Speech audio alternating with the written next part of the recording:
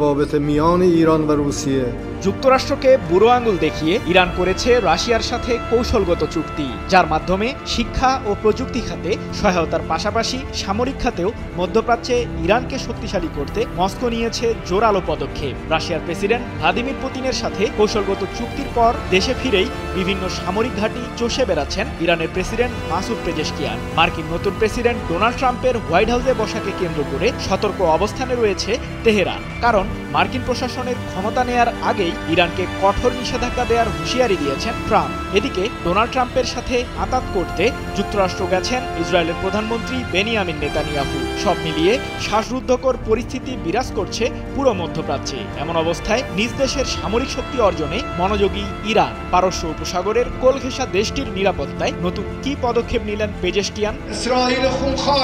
গত বছরের এপ্রিল ও অক্টোবরে ইসরায়েলে দূরপাল্লার ক্ষেপণাস্ত্র হামলা চালায় ইরান। এতে ক্ষতিগ্রস্ত হয় তেল আবিবের বেশ কয়েকটি স্থাপনা। জবাবে তেহরানে পাল্টা হামলাও চালায় নেতানিয়াহু বাহিনী। তবে উল্লেখযোগ্য কোনো ক্ষতি হয়নি ইরানে। ইসরায়েলকে লক্ষ্য করে ছোড়া ক্ষেপণাস্ত্রগুলো নিজ দেশের বিজ্ঞানীদের সহায়তায় তৈরি করেছে ইরান। আঞ্চলিক শান্তি ও মধ্যপ্রাচ্যে ইহুদিবাদীদের শাসন বন্ধ করতে দৃঢ় অবস্থানে ইরানের প্রেসিডেন্ট মাসুদ পেজেশকিয়ান।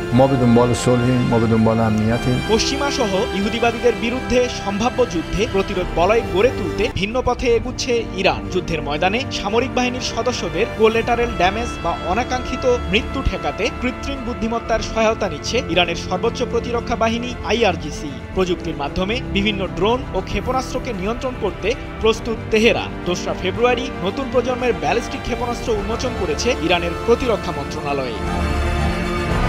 এতেমাদ নামে নতুন মাঝারি পাল্লার ব্যালিস্টিক ক্ষেপণাস্ত্রটি 1700 কিলোমিটারের মধ্যে শত্রুপক্ষের আস্তানা লক্ষ্য করে হামলা করতে সক্ষম, যার ফলে তেহরান থেকেই তেল আবিবে নির্ভুল হামলা চালাতে পারবে ইরানের সামরিক বাহিনী। 16 মিটার লম্বা এই ক্ষেপণাস্ত্রটি কাঙ্ক্ষিত লক্ষ্যবস্তুতে আঘাত না করা পর্যন্ত গোলাবারুদ সম্বলিত ওয়ারহেড বহনে সক্ষম।